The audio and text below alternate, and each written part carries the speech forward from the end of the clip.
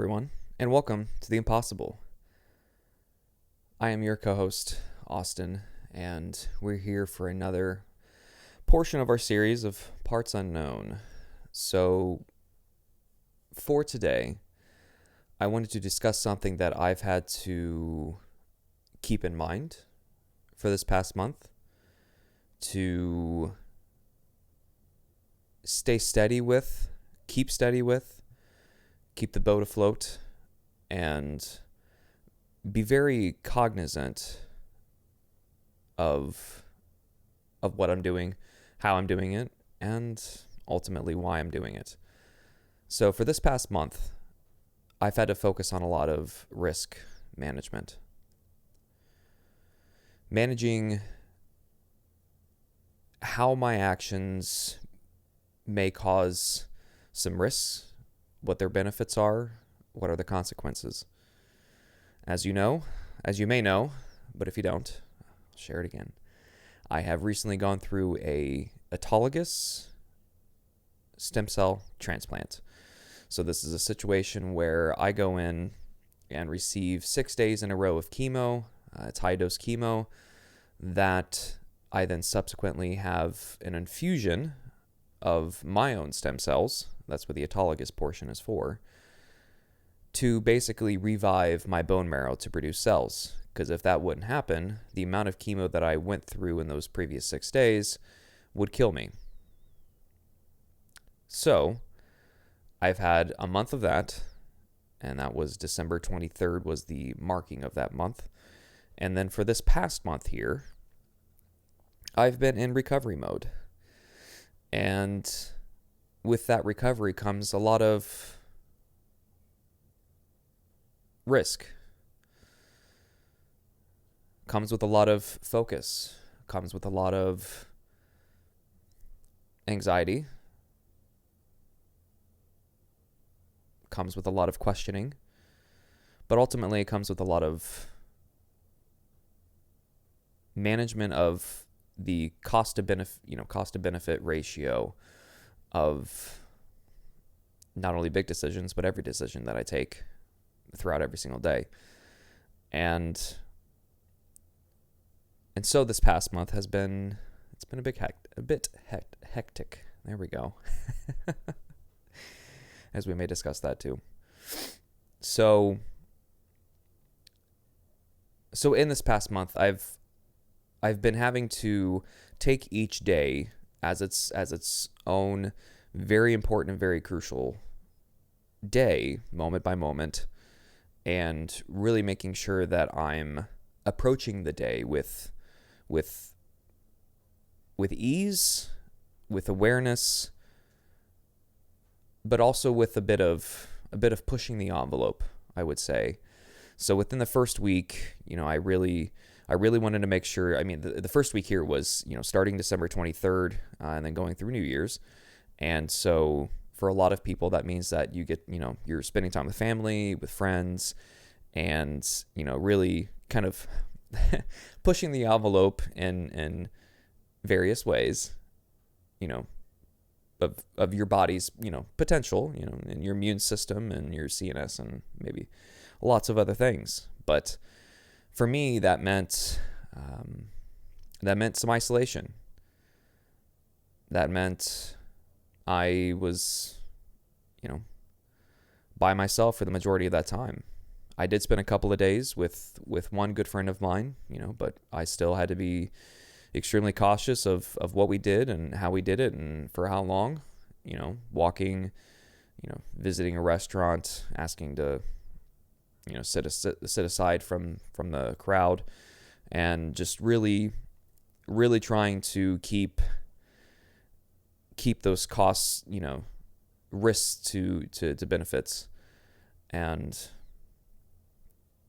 that was a very rough week because, well, those 2 days were fantastic. I had a really good time, but for the rest of that week, going through New Year's,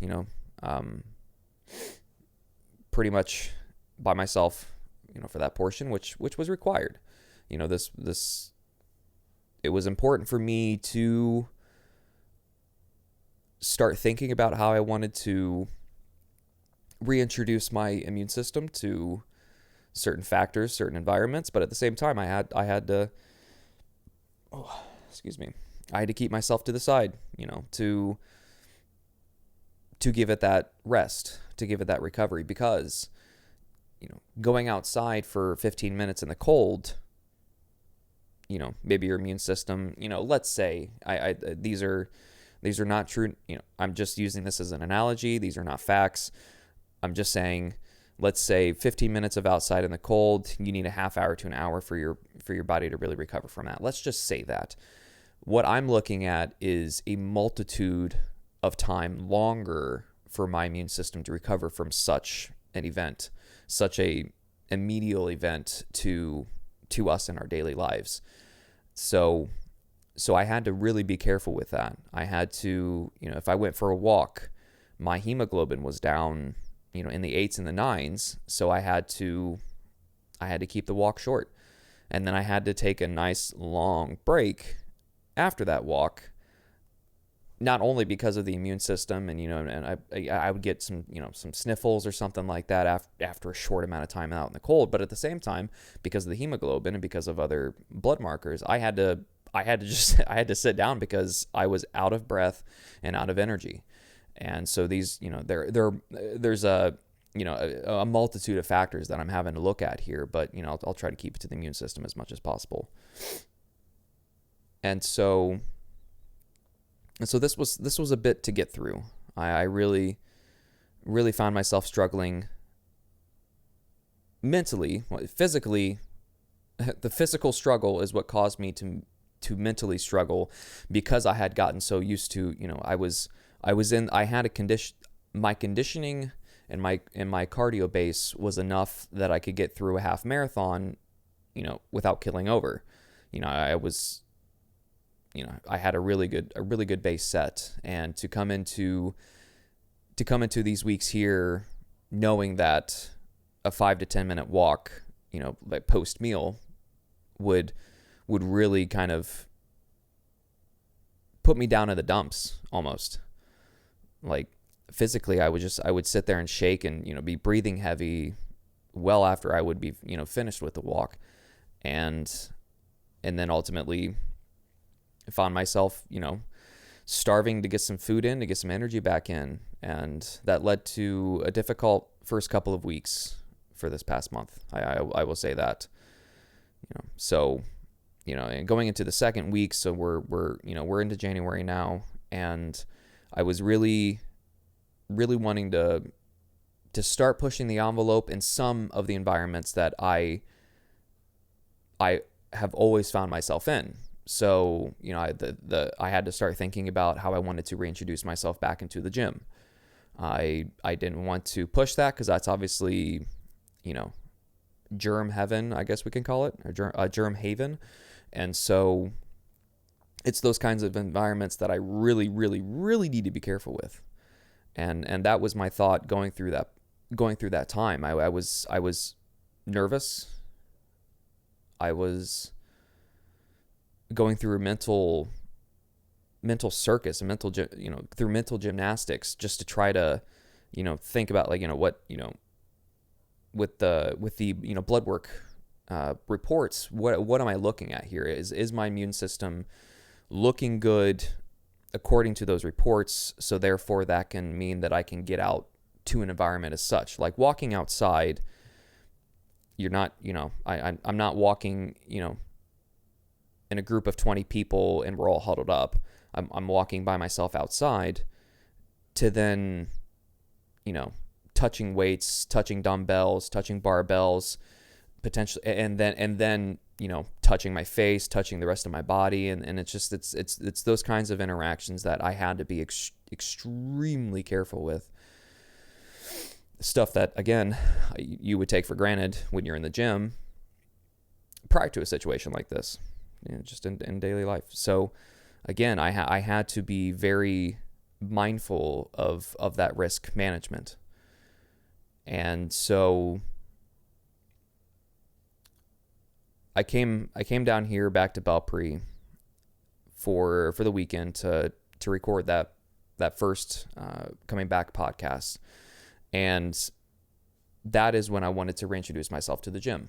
I thought to myself, okay, we've been, I had been taking vitamin C and zinc supplements and, multivitamin just to make sure that I was, trace minerals all the way up to macronutrients were all fulfilled, and, plenty of hydration. I wanted to make sure that I was preparing my body in the best way that I could, coming into this situation.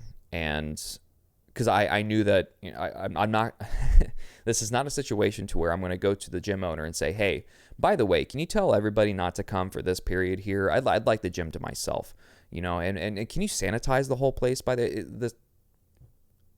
an utterly ridiculous thought that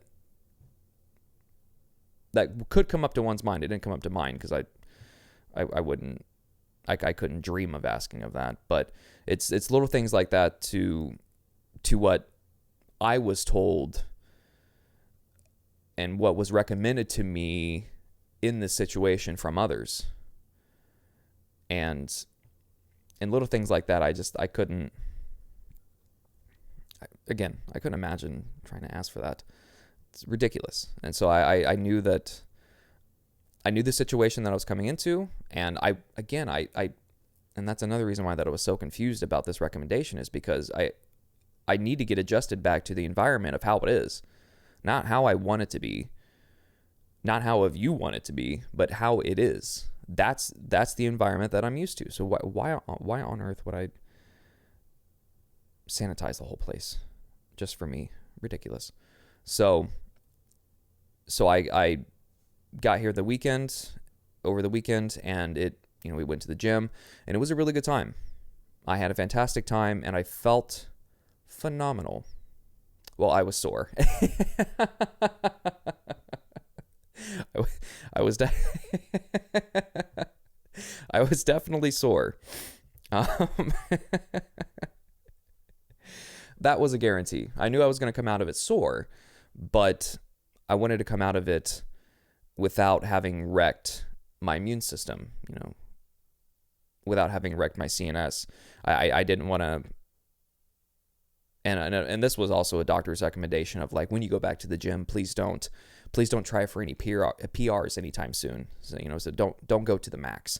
And as soon as I lifted up the first weight and the first dumbbell, and I'm like, that's not going to happen. So, because again, by this time here as well, not to dwell on it, but my hemoglobin was still, the second week of January, going into the third, the weekend of it, my hemoglobin was still, I think, high 10s, low 11s, which I want it back up into the 13s and 14s. So, and when I'm out west, it's up to 15, or 16. So it's still low. I'm still kind of dragging a little bit, which is fine. It's understandable. This past month is really when the more, I don't want to say long term, but I'll use it for this case here. Like, for those 6 days of chemo, it was December 2nd through December 7th. For those 6 days of chemo, I had immediate side effects. There we go. That's what I'll call them. So I had immediate side effects the third and fourth week of December, or the third and fourth week of that portion. And then starting, right there at the end of January and the beginning of end of December and beginning of January. At the beginning of this month is where the more lingering side effects were going to start, and really show themselves. And so this is why my hemoglobin had taken so much longer than a lot of the cell counts. So cell counts, platelets, those kind of things had recovered by the end of December, beginning of January. But my hemoglobin was still tanked. And so that plus the kind of cloudy kind of chemo brain are some of these lingering effects that were going to come through, and they were expected. They were unfortunately a reality, but expected nonetheless. And so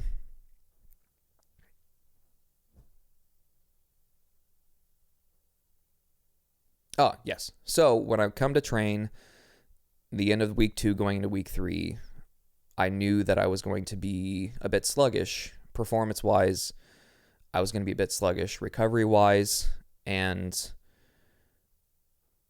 be a bit sluggish patience wise. But ultimately, I wanted to get myself back to being used to that environment. I needed to acclimate. And that was my main focus. From that point on, coming out of that weekend, going into the next week, I went back up north for a bit of recovery and some isolation. And I found myself hungry for more.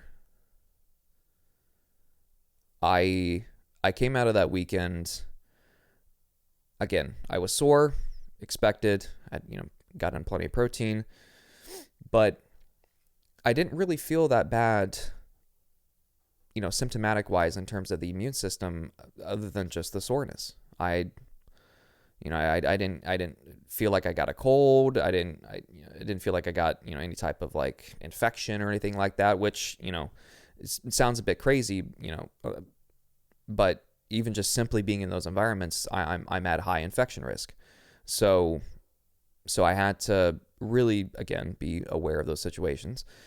But I'm sitting here thinking I'm feeling fine, So I came out of that experience with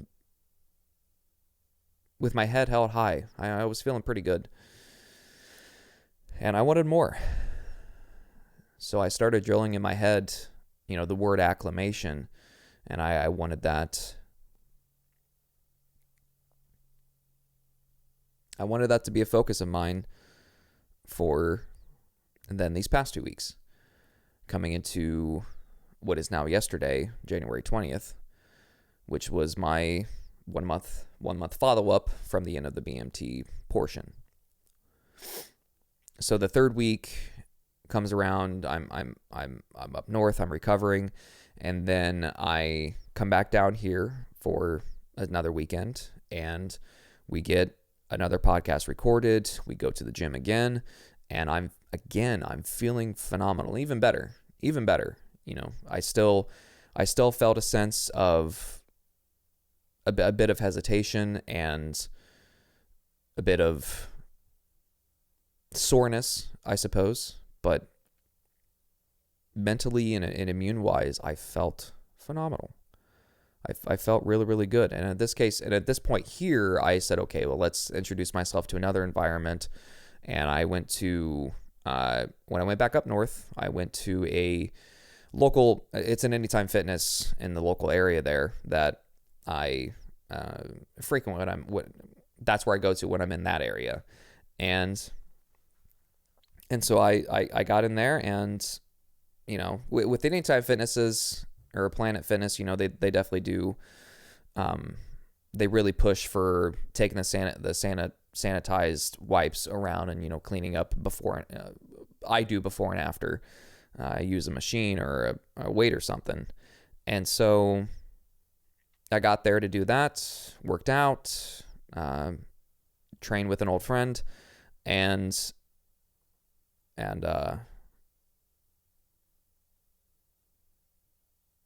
went really, really well. One, it was good to see him. Good to train with him because he pushes. I am blessed with every friend that I train with. We push each other, and for the good. For the good. It's nothing but positive, and it's nothing but, let's keep this train moving. Let's keep going. Let's push, and let's accomplish something great today. And I'm blessed with friends who were in that same mindset.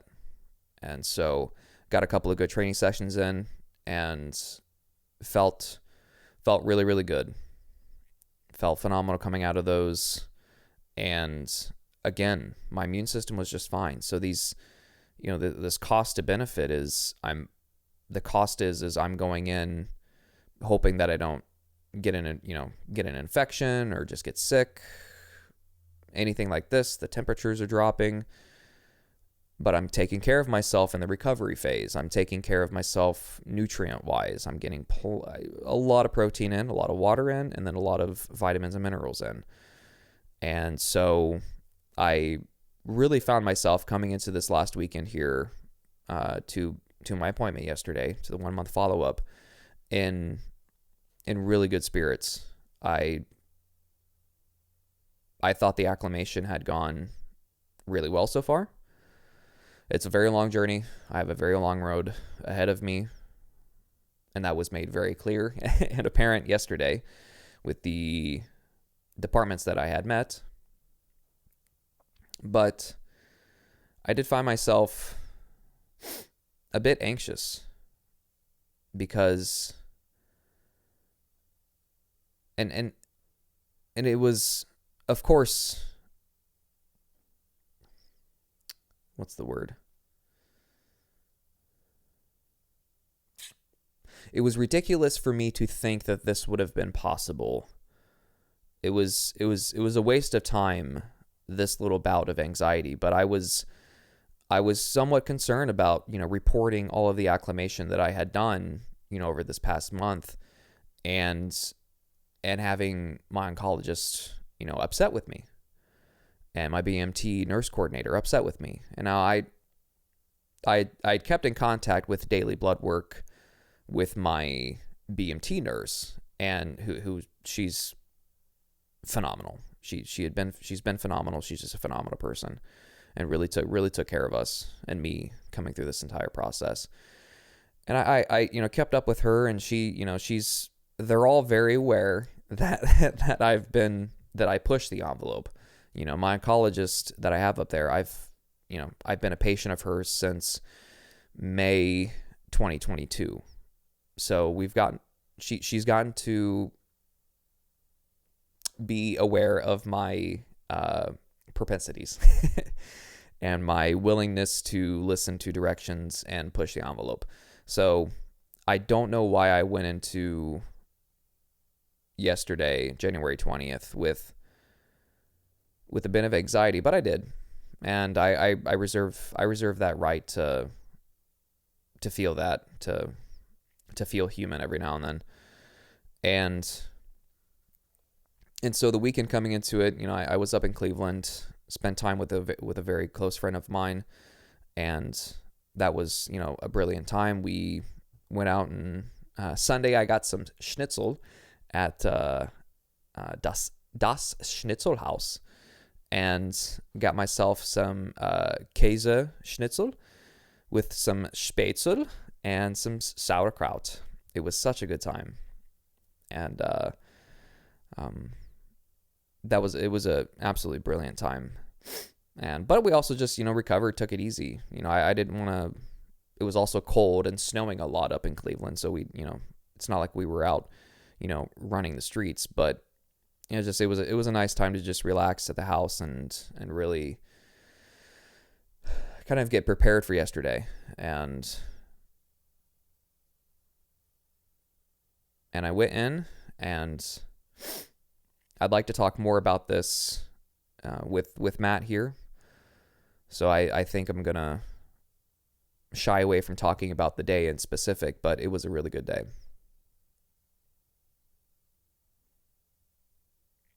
I like that one song from, was it Ice Cube? Today was a good day, or today's going to be a good day, something like that. That would have been the anthem for yesterday. So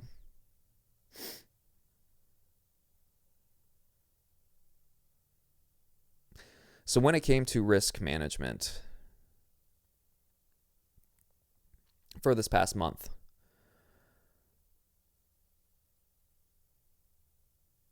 I really found this time as being an opportunity to not only push some buttons to push the envelope in terms of what I wanted to accomplish immune system acclimation wise, but I also wanted to push myself in the manner of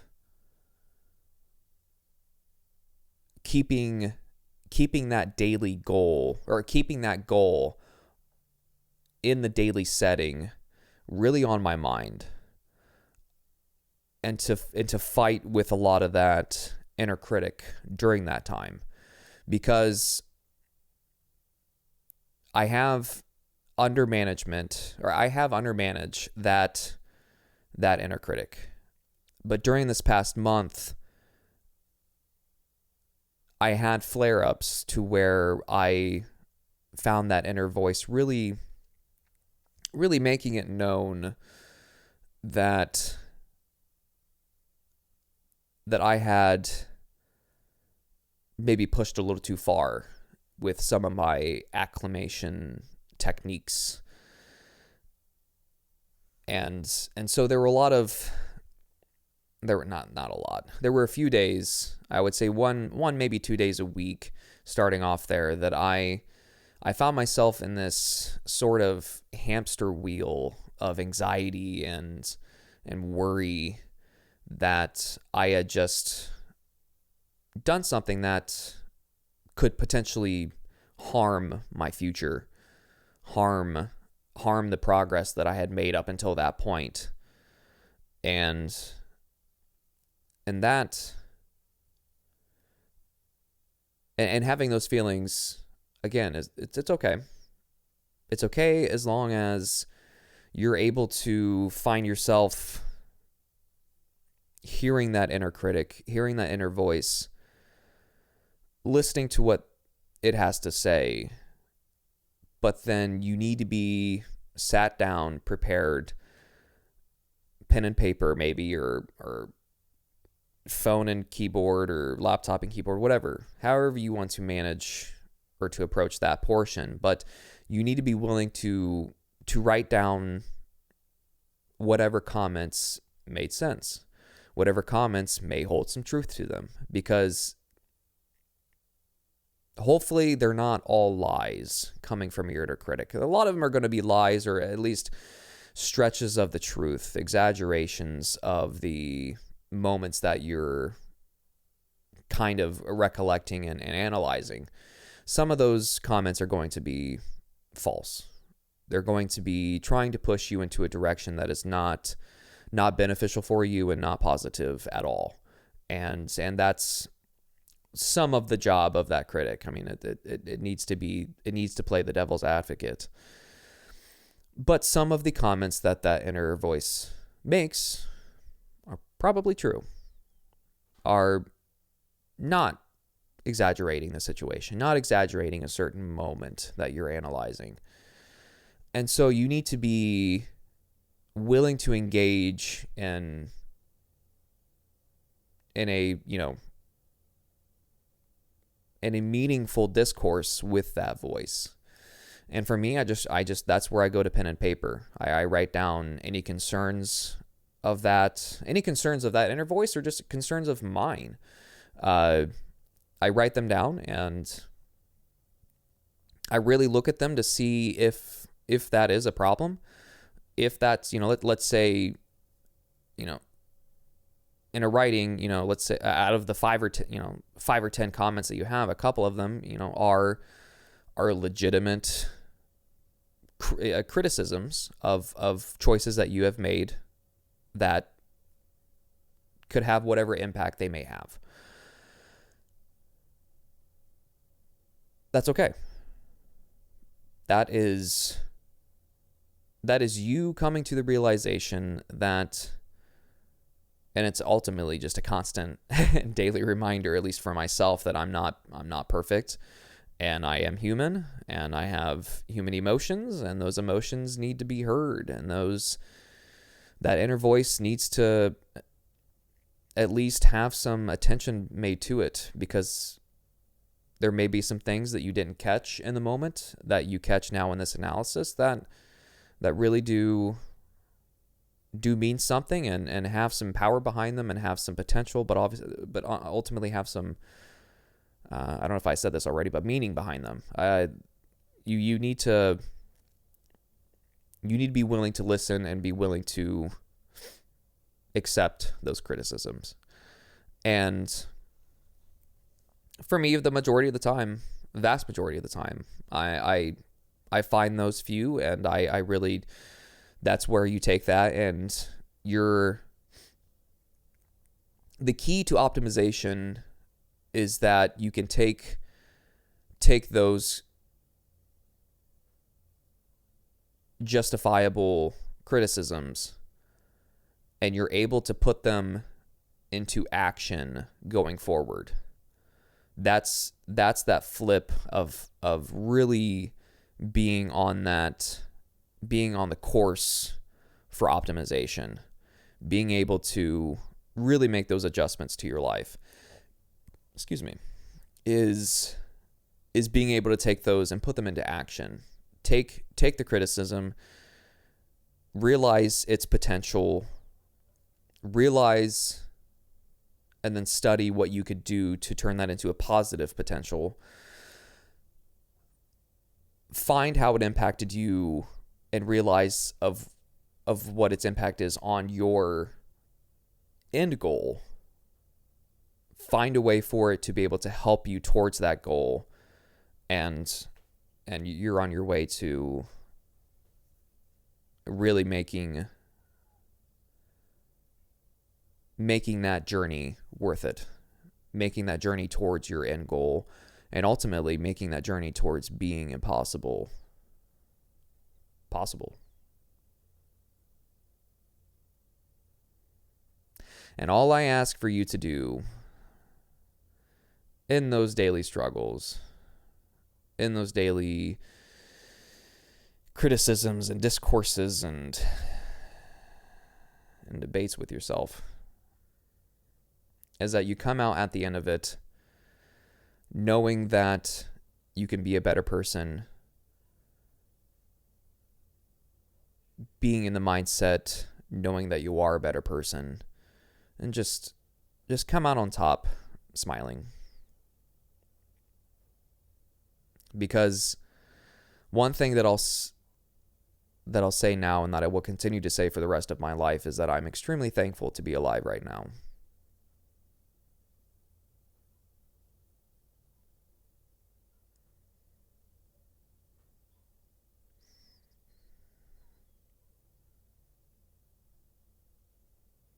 I am very grateful right now to be alive.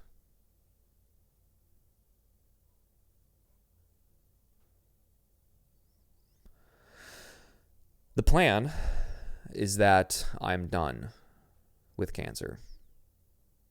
That's the plan. Unfortunately for my reality, and all of our realities, I guess in that matter, is that some plans may not go to plan. Some things can change. And I have to be aware that because of where I am in this cancer journey, for how many times that I've relapsed, there could be a future woven for me that doesn't go much further.